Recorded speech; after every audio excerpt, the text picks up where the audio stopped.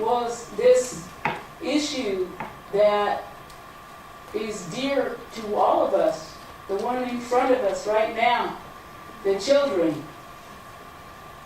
Her children, the children of her nation, were starving and without food, without adequate homes.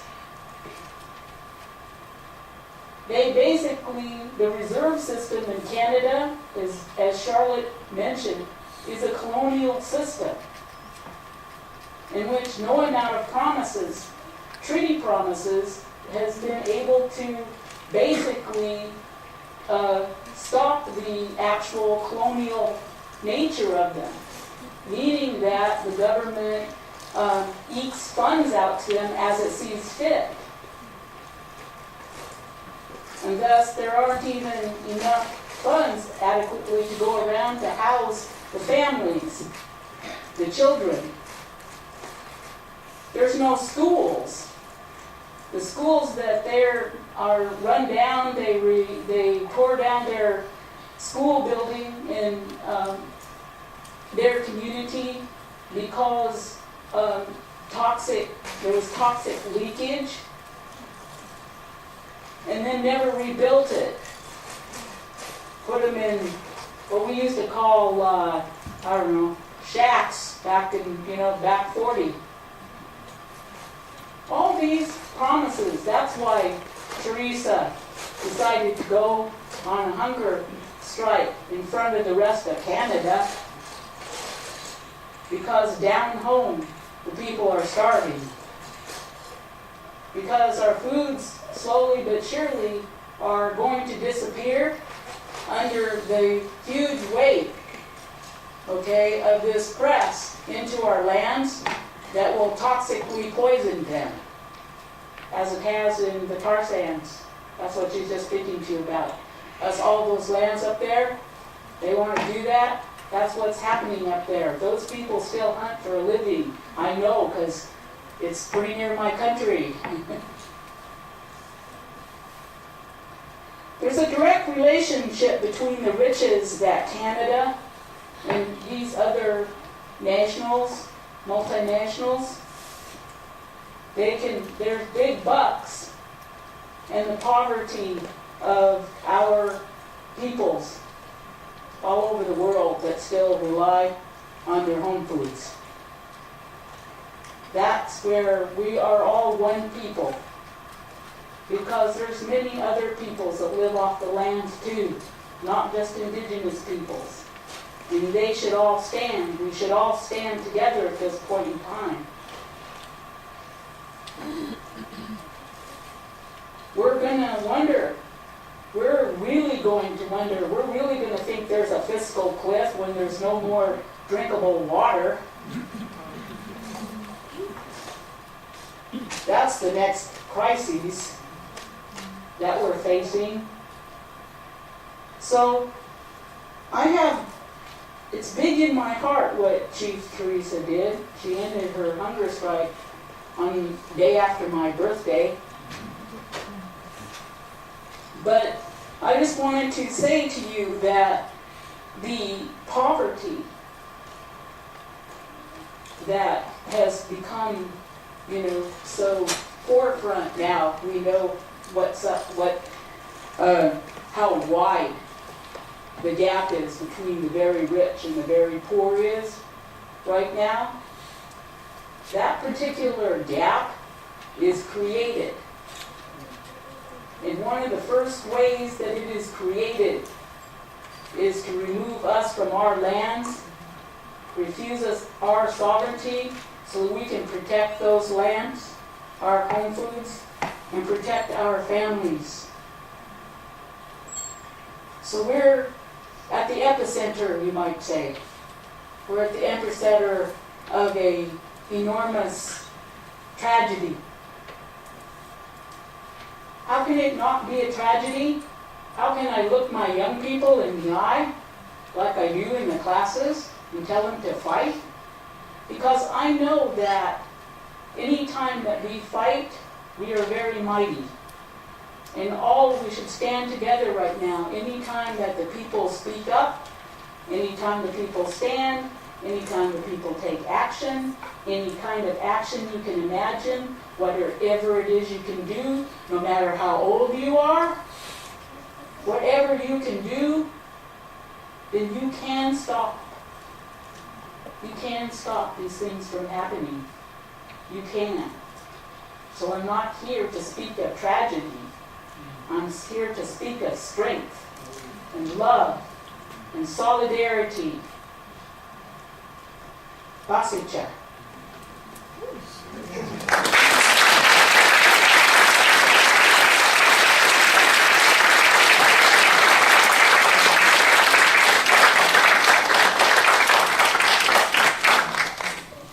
Thank you, Diane.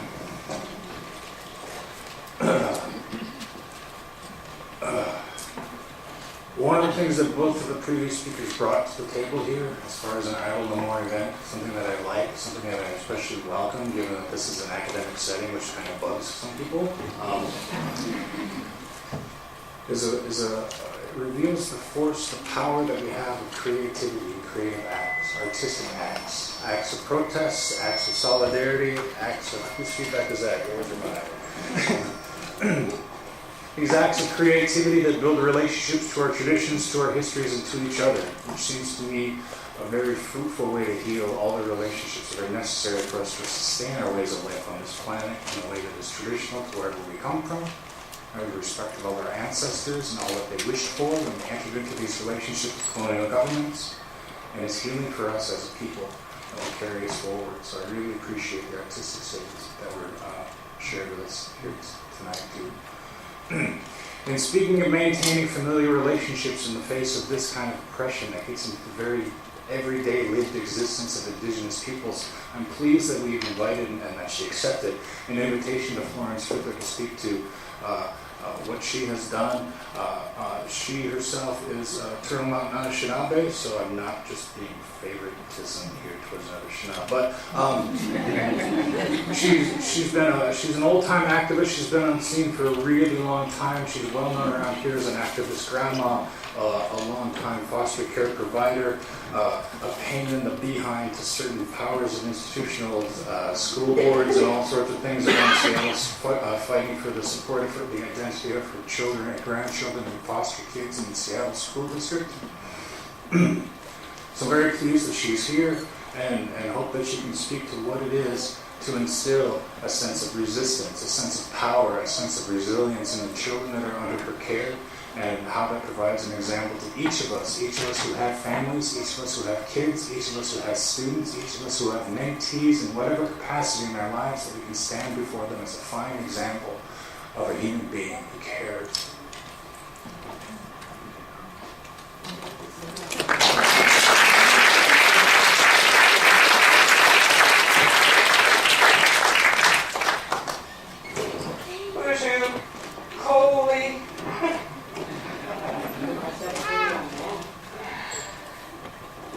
So I'm Florence K. Fiddler. I'm Florence Fiddler, but I'm not in trouble. And if I have to go to jail, I'm K. Fiddler. And I am Ojibwe from the Canada Band at the Turtle Mountains. And I've been at the school a couple of times with Jeanette and I don't know where Megan went, but and somebody keep an eye on these kids. There's a bunch of people here that are keeping an eye on them. Let's say Jesus. Right. So these are grandkids, and I bring them because, thinking in terms of I don't know more as a movement. When this was starting up, and my reservation is 6 miles from the Canadian border, just under Manitoba, Turtle Mountain. Y'all know where that is, right? It's the center of the universe. So, Turtle Mountain, North Dakota is up by Dunseith. International Peace Gardens. I know y'all went to college, so you know this stuff, right? And Manitoba's right above that. And when they made that border, they drew that border line, Canadian border, right down the middle of my family. And so I don't know if I'm a U.S. citizen or a Canadian citizen, but I know for sure I'm Ojibwe. So and up there they say First Nations. I don't know what you say. And I don't really care because I know who I am. And that gives you that freedom to know who you are. Right? I don't need you to have my identity. Please have your own. Please don't appropriate my culture. Please take your own and embrace it and be happy in that. Because it's the appropriation of our culture. That's part of the problem that's robbing my grandchildren of their knowledge. When my culture is appropriated and altered to become comfortable to a different society, it's changed, it's different. And I'm not used to conversations like this, so y'all feel free if I'm missing a point, jump in. My grandmother was a widow early on, and she snuck her kids out, her little kids. She snuck them out late at night, and they go way out to the bush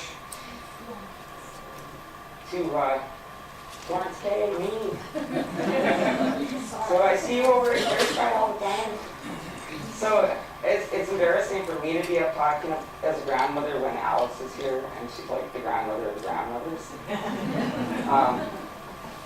So she snuck them out late at night to the bush to go to the sundowns. Because it was against the law to go to that sundowns. She was a single woman, a widowed woman, and she snuck her kids out in the middle of the night in the middle of North Dakota into the bush to go to the sundowns. And it was against the law. They could have took her children, they would have put her in prison. All these things were against the law. So you see, these tar sands issue and the fracking issue we have around where I'm from, all of these environmental issues, it isn't just a reclamation of our environment. It's a reclamation of ourselves. It's a reclamation of yourself. Whether you're First Nations or can you say white? I don't know what they call it. I don't care what you are, or who you are, but be that, and be that strongly. Be who you are with strength, with dignity, with honesty. Stand up for those things that you believe in. Fight that tar sands, fight that fracking. My grandmother could have been just, lost in the bush. And she did those things to protect that culture, to bring her children into it. It wasn't always legal when, during my father's life. And he said, I need to go into those prisons to work with those guys because they're going to come out and we're going to reclaim our people from the prison institutions, which include the universities. I'm sorry. But all of these institutions that steal our identity and steal our culture and steal our dignity. This is the oppression that allows tar sands to happen, that allows fracking to happen, that allows coal mining and strip mining and uranium mining, that allows the rape of our Mother Earth, the rape of our children, our whole environment. So when I say that word environment, I'm talking about Mother Earth, but I'm talking about that environment that's within you. That spiritual environment, that emotional environment, everything that goes into being you. See why the school board hates it when I come down there? Because I'm telling them I want my grandchildren back. I fully understand why. Those old ladies used to hide their kids. You're not getting my babies to go to the boarding schools. Now I send them to Seattle Public Schools. I'm participating in genocide. Every day I send them out into a war zone. I try to reduce that stress by bringing them there a half hour early so they play on the playground so they can acculturate to that. When they come home, try to give them a half hour so they can come back to being an Indian. But every day, twice a day, they have to cross that cultural bridge. Every day. And I feel awful that I'm participating in that abuse. But I also know if I don't, living here in Seattle, CPS is going to come take my babies away. So how do I reduce that? You know, I think about my grandmother speaking her kids out. I think about my dad. When my dad sent us to Sundance, he said, you know, we couldn't have an eagle bone whistle. We couldn't pull skulls. This was all against the law. We were caught with these things. So he showed us how to make a whistle out of wood, a branch. How to pull skulls without a buffalo skull. All these different things. How to hide our bundles. Because if we were caught with bundles, hey, they were taken away, buried. You were put in prison. Your family was incarcerated. So how to continue to teach that culture in a way that the agents didn't understand we were doing that. Right? So you empty that salt shaker and put rice in there. And it's just a salt shaker on the table when the agent comes. But when he's gone and you're teaching your children, it's a rattle. You're teaching those songs because those songs are what connect us. That song. You know, so whether it's called I Don't Know More, or it's called AIM, or it's called Occupy, I don't know all the other names, you know. But we didn't even have Facebook, and we had to like get money for long distance phone calls, right?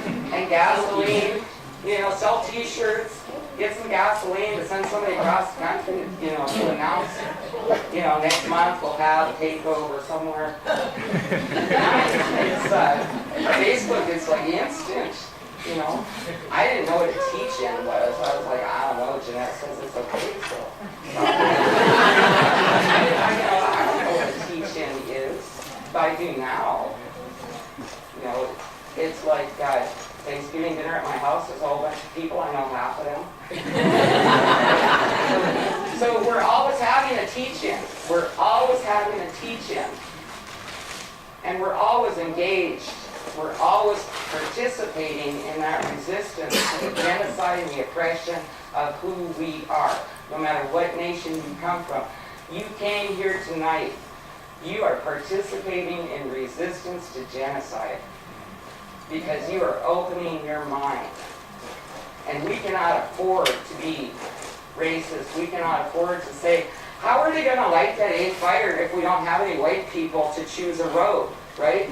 Because in the prophecies, I'm looking at her because she's an old Ainster. I'm like, oh, if the prophecies say that these people have to choose a road, how is that going to happen? How is that healing time going to come if there's no white people to do that? If we reject all those people, and so what we need to do is to learn to accept each other with our differences intact. So I'm not going to assimilate. I'm not going to participate in assimilation. I'm stubborn. There's an Indian education person here who said she's a loudmouth troublemaker, and I said, it's a damn good thing or you wouldn't have a job. You know what? And that's the truth. There wouldn't be American Indian Studies in the UW if there had not been loudmouth troublemakers. None of this is a good.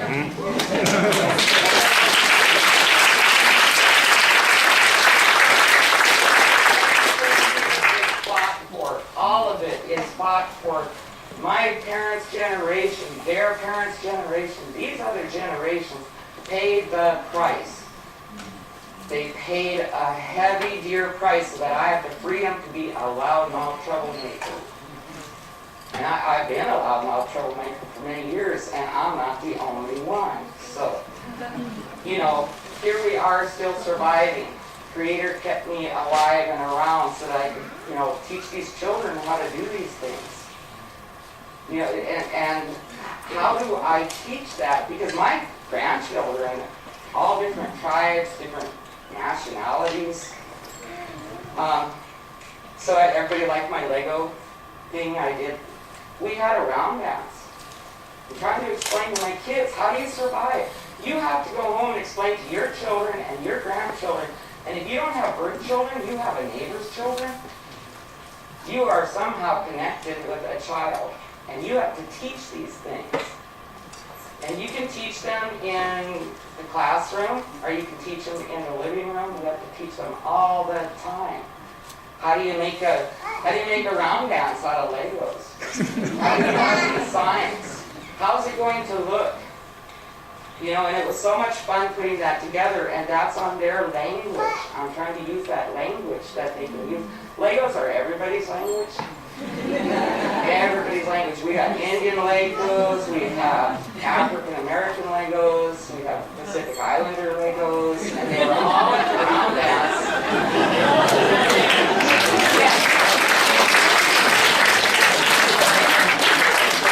The guy Patrick, SpongeBob was there. We had a lot of cheese because you know it's the city, so there's a lot of cheese.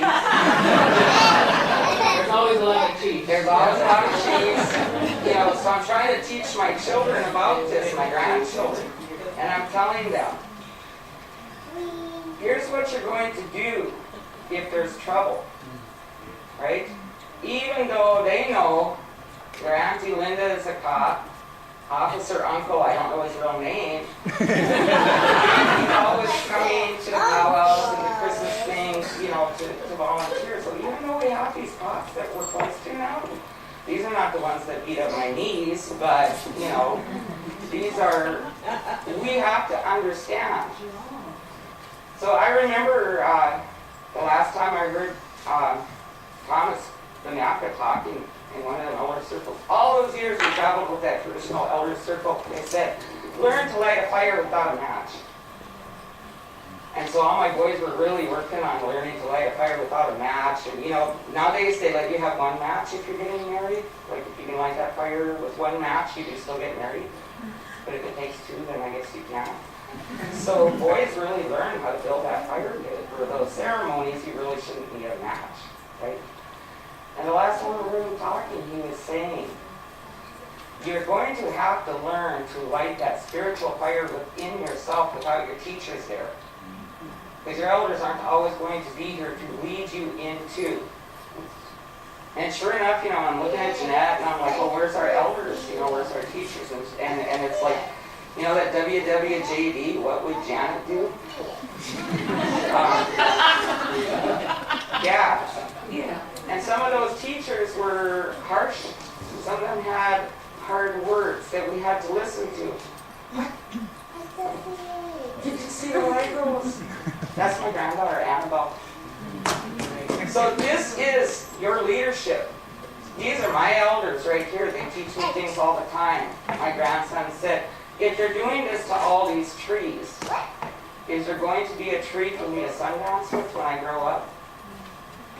So I don't know, I called all the Sundance leaders I knew and I said, is there going to be trees for him? And they said, well, we're going to save some trees and make sure they don't get cut down so when Jesus grows up, there will be. And he says, am I going to have to Sundance at a light pole that's metal? Right? So if that don't touch your heart, you're heartless. This baby wants to Sundance when he grows up. He does not want to dance off a metal pole. You need to save him some trees. What do you want? You need to save her some water to play in. I want to speak. Well, come on, Alice. I'm done then. She's the boss.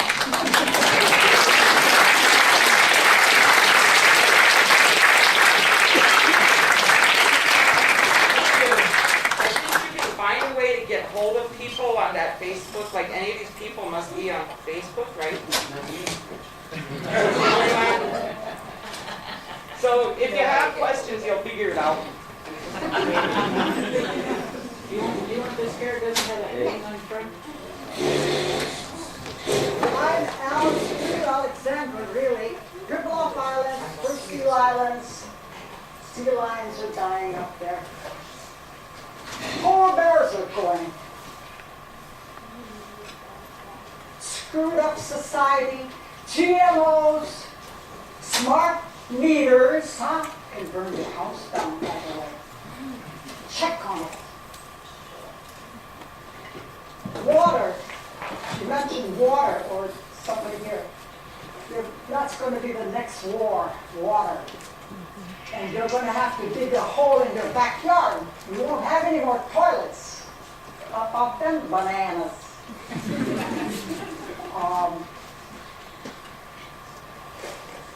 I was teaching back 40 years ago recycling before you even heard the word recycle to my students. Grandma used to pick up a little string on the road, tie it up with another string. Pretty soon she'd have a ball like that. And no wasting of water either, because my brother had to haul it from a hydrant down the road quite a ways. The Pribiloffs, under the United States government, Fish and Wildlife. Oh, yeah. They were the fish, or the fur seals. 10 cents an hour my dad made. Bless his heart. He was the one who taught me about nature. Well, Grandma did too, of course. And I still speak my language. I meant to say, Angan. Greetings, everybody. I love you. And I don't know what else I wanted to say. I wrote it down, but I don't like to speak from a written piece of paper because it's not, well, GMOs, it kills your brain cells. 86 years old, kills your brain cells too. You're hanging in. I want to give others a chance, so thank you.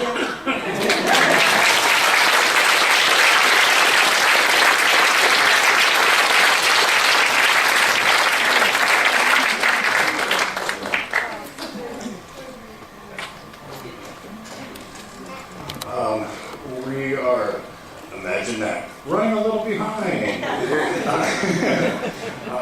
I would like to open up the room for any sort of questions and answers or words. If you want to request anything of our esteemed panelists, feel free to do so at this time.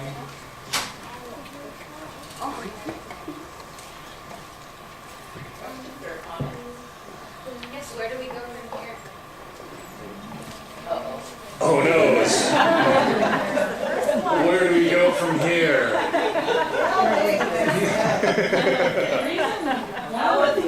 Ask Alex.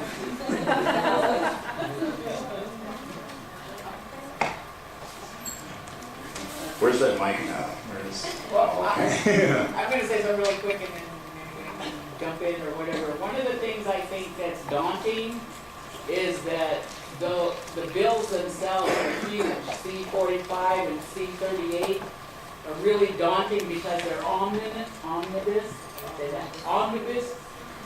bills. So which means is that they're huge, sweeping bills that affect things that were never mentioned here tonight.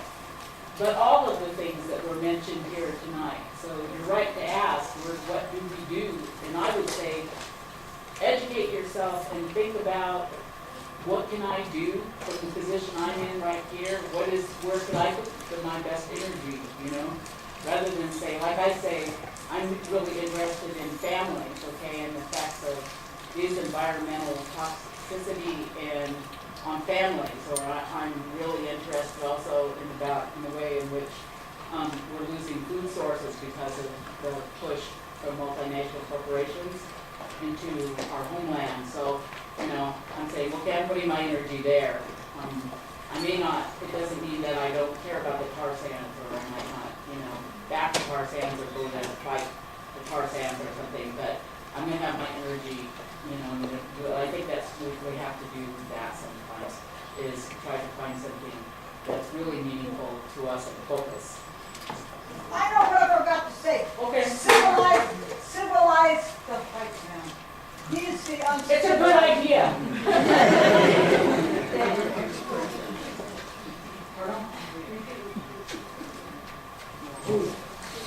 I don't so much have a question as much as a suggestion. And my name is Hiram Kaplan, I'm a Blackfeet from the Blackfeet Nation in Browning, Montana.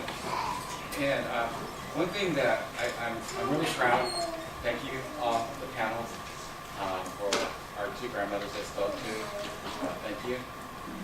One thing that within our movements and also part of the Washington Indian Civil Rights Commission, one thing that's really important when we're off other territory, and thank you for acknowledging the people of this land, the Duwamish people, I want to make sure that I acknowledge them. This is their territory that we're in today, that we do this work from.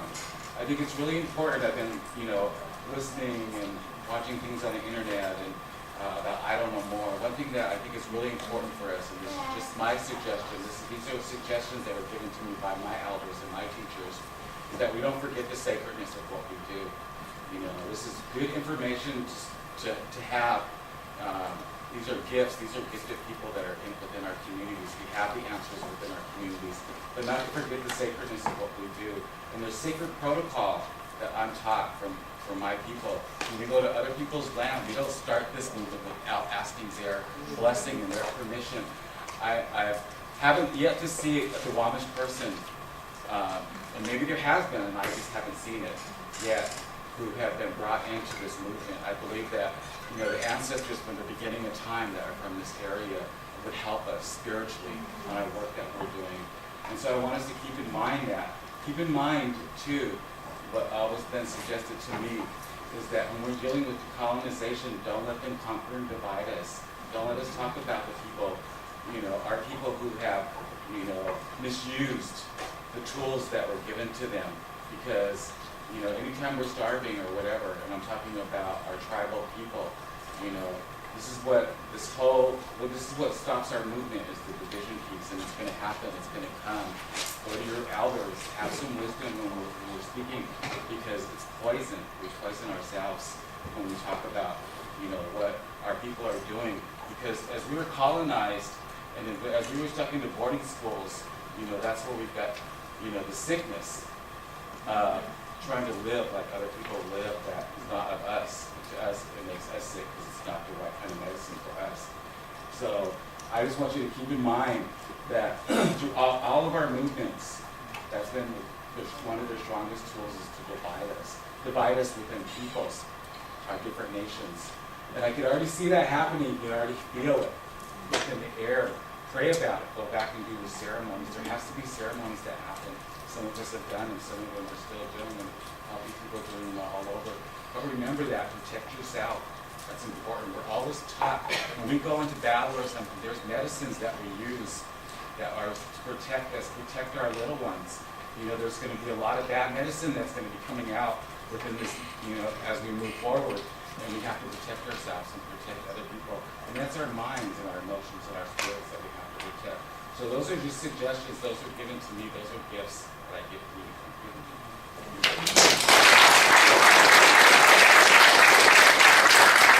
I just wanted to say I heard a lot of good things, and I'm glad Indians are speaking up. I was at I Don't Know More in Tacoma at the mall. I was proud of the Indian people. I don't know what the Tacoma police were thinking when they said they were going to use tear gas. The Indian people had the children and babies with them. They were all laughing and smiling and singing. After every song, there was a cheer. I was proud of the Indian people. Once we lose that smile and the laughter, we're going to lose the message. But I'm glad Indian people are starting to come together and starting to work through things. 200 years ago, the United States government would make a decision, and Indian people would get angry. Today, Indian people make a decision, and the government gets angry.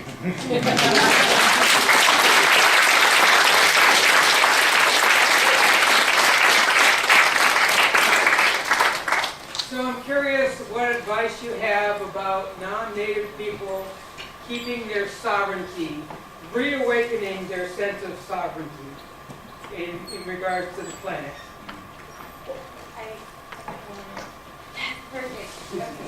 Anyways, I just wanted to say find your belonging and find find your own language that you can relate to, you know. And one thing that, in a way, is kind of beautiful about English is it's a trade language, and because of English, I can talk to you, you know. And even though, you know, it is something that was assimilated into us, I acknowledge that it's what I'm doing to communicate with you, what I'm doing to find a bonding with you. But it's also important to find your own language, your own belonging. Like for me, every time I go back to my village, I feel like when I speak my language, I feel like my connection, my organic connection with my lands. And if I would have learned Tlingit before I learned English, I would have learned what salmon really means. I would have learned what summer really means to me in Alaska. You know, I would have learned what April means. And in my language, loosely translated, it's the month of birth, it's a month of recreation. There's no word April. There's a word for how it makes you feel. And so when we learn English, we learn how people who created that language makes them feel.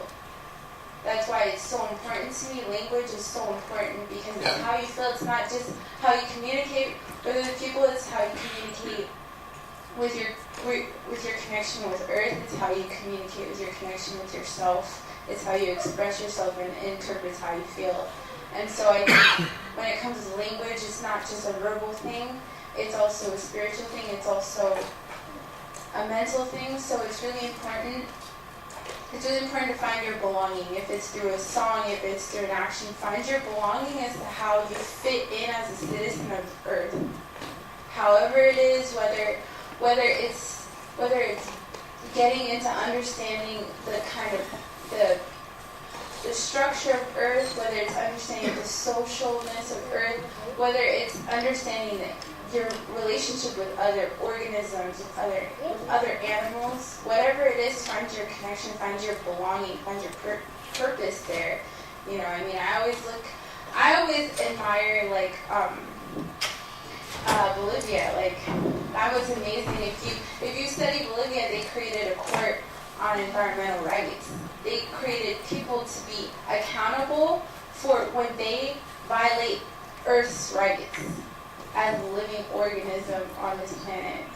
And it could be like a perfect example. And it doesn't have anything to do with, oh, we're indigenous people or we're not indigenous people. It has to do with that's where we are and that's our responsibility because we're the only thing that's violating it. So that's all I want to say.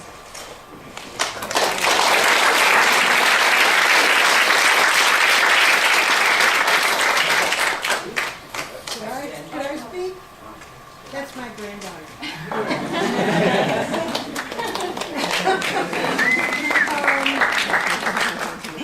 For 30 years, I was a professor here at the University of Washington.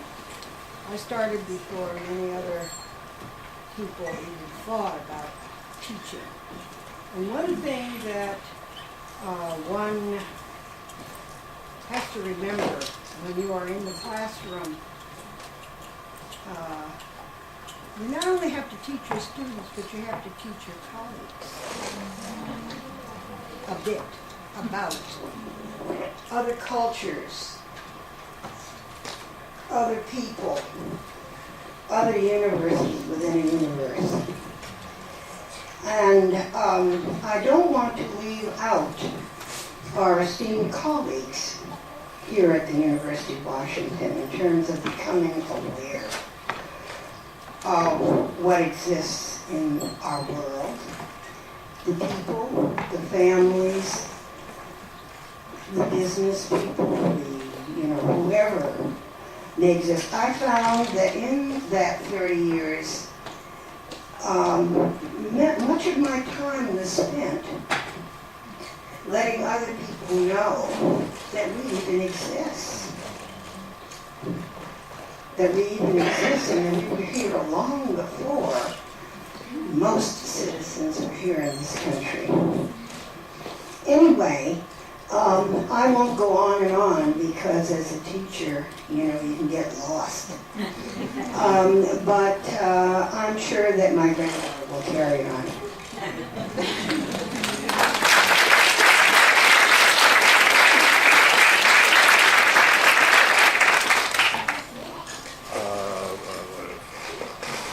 think we have time for like maybe one more question. I see a hand here. You guys want to duke it out?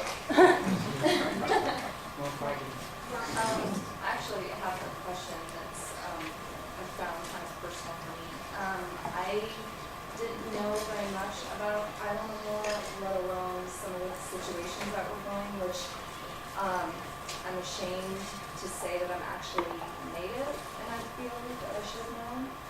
But what was disturbing to me tonight was that when you put up the map showing where these pipes were located, the majority of those pipes run right through my family's land. And land that actually, I was told by my father, I could claim. So, what's disturbing for me is that I'm surprised I haven't heard anything about it. Just because I'm attached to my family on Facebook, and I haven't heard anything, and my own father hasn't mentioned anything about it. And so my question for you is, why is that the case? I mean, I don't know. I mean, it's a small reservation to me, but still, I feel that. It's been probably 10 years since I've been there, but I don't know how much has changed, and I don't know how something like this can occur, and I haven't heard anything. You know, if you're really busy, I'm jumping in. A lot of times, I mean, I have a lot of kids, a lot of grandkids, and I don't have 15 PhDs, and I don't make $300,000 a year. I don't drive a Maserati. You know, so if you're really busy, I'm not excusing it. Who is the girl? You? First, I'd get her a lawyer so she can put a stop to all that. Creator brings you into these things when it's your time to come. When your gifts are needed, that's when they're going to come out. So, you know, don't be ashamed. Be grateful that Creator brought you here today to understand what you're understanding. So, there's no shame in anything. You know, that's oppression. That's colonized thinking. That's,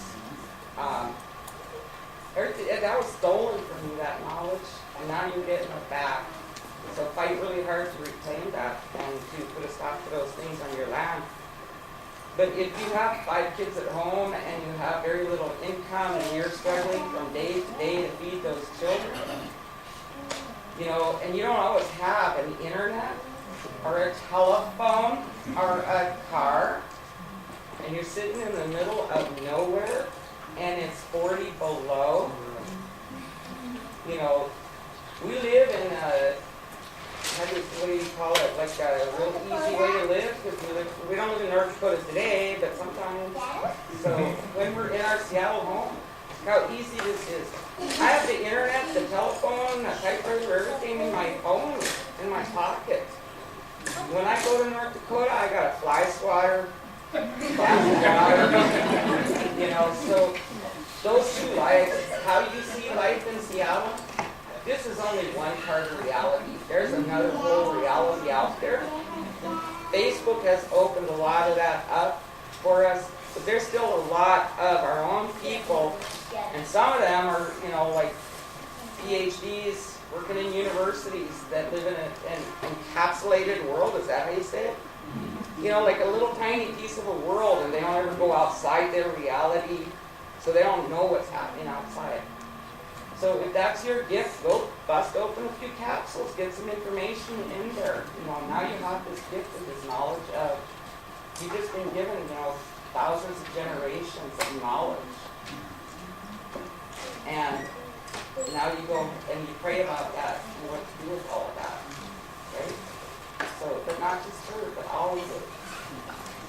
When people have a culture, you know, embrace that. Don't, I mean, they do, so there's a book on it somewhere.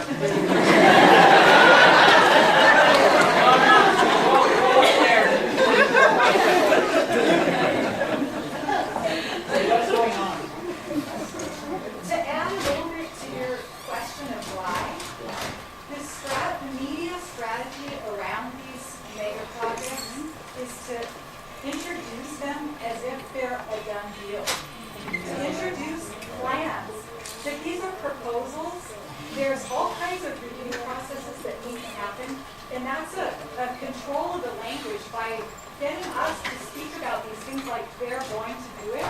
Never say that. They want to do it. They're proposing to do it. They have this harebrained scheme. They have an idea, a fantasy. They're not planned until after it happens, and that really enables us to go after every point at which they're trying to break through, and to not give away that shock and awe thing that they've got PR firms and focus groups and all kinds of resources towards making you feel like it's over and you don't have a chance to do anything about it, because we have lots of chances all along the way. Thanks. I would like to bring things to a close. I've asked Roger Fernandez to come and bless us with a closing song. If you come down at this time, please. And I just want to echo some of the things that have been said down here for all of us, which are, where do we go from here? It's wherever we want to take responsibility. Recognize these relationships and recognize our place in the universe and what we can do to change it and make it better for the people that come after us.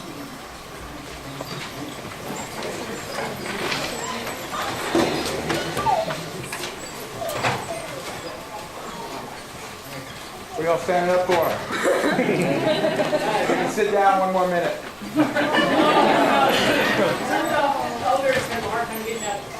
Getting up where? I'm an elder too. Never give a storyteller the mic. Never give an elder the mic. One of the idle no more issues got to be, we got to forget the clock. We have important things to talk about, forget the clock, all right? But I will respect the clock. This is my house, so I can't do that. But one thing I really hope we look at in the future is that every voice here has to be heard. To do that, we need to take the time to do that. And while I am honored in awe of these speakers that were here tonight, every one of you I hold in awe. Me too. And I respect your wisdom and knowledge. We need to hear from each and every one of you. So we'll figure out a way to do that. I hope whoever plans these things will do that. The stories say that this isn't the first time we've been through this kind of struggle. Many stories talk about a time when our people were happy. They lived lives of balance. They lived lives of justice and peace. But after a while, some of the people got selfish. Some of the people got greedy. Some of the people got covetous. Some of the people got jealous. And the world fell apart. It fell out of balance. Our stories here tell of this. I'm from the Niskalayam people, the Klalam people, the strong people. I'm honored to be here tonight to share a few words with you as well as a song to close this event. This movement is very powerful, but we're only adding to 500 years of struggle of our people. We're only the current generation that's adding to this struggle. We're going to carry this through for these young ones that are here so they can carry that on. Because that's all it's going to be, is us passing it on to the next generation. So we do the best we can. Sometimes people feel that there's nothing we can do because we're just small people. The stories talk about how we are powerful in our intent, powerful in the things that we pray for, powerful in our actions. Each and every one of you can do something to change all the worlds. That's a given. That's explained to us in our stories. I think I wanted to, before I sing this song, I wanted to remind you that our stories of all our ancestors, native and non-native alike, those stories were told to help us understand what it means to be a human being. We need to remember those stories because the stories we hear today don't teach us how to be a human being. They teach us something else. And so go back and learn your stories if you can. It can be done. If I can do it, other people can do it as well. The stories we tell around here, there's a being who went to the world and prepared it for the human beings to come. He came to the world where there were no humans, and he prepared it for the humans to come. He was born in the sky world. His mother was an earth woman. His father was a star in the sky world. He was born of that union, and he came back to earth and transformed the world, prepared for people to come. He had many names. Dupalbak, Sokwal, Labatea, Hal, Wati, many, many names in this region. He had many names. He came to the world and transformed it for the people to come. As I told this story many, many times, I realized that changer is us. We are preparing this world for the human beings to come. And those little human beings are sitting right here. We're preparing this world for these people right here. Not for ourselves, but for them. So all the work we do, we have to have that commitment. It's not for us. It's for these little ones right here. And the ones who are going to come after them.